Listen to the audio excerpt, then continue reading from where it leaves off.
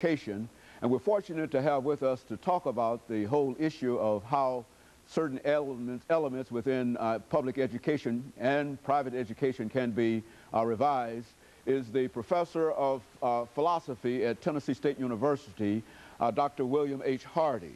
And of course, Dr. Hardy, let me welcome you to the show this morning. Thank you very much, Dr. Haney, for inviting me. It's a pleasure to be here. And to tell you how delighted, Dr. Hardy, we are for having you here today.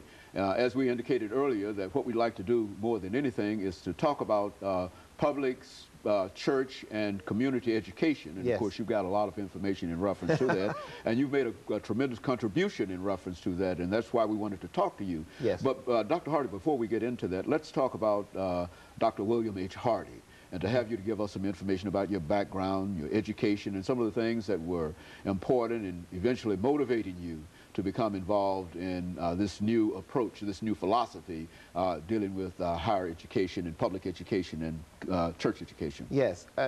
First of all, it's a pleasure to be here, and I'm just pleased to share the information with you and with your audience on this day. I'm from Indianapolis, Indiana, originally, and I, of course, was educated in the Indianapolis public school system. And from Indianapolis, I then went to Central State University, a historically black school in Wilberforce, Ohio. And then from there, I went to Johns Hopkins University in Baltimore, Maryland, and received well, first of all, the earlier degree was in political science at Central State.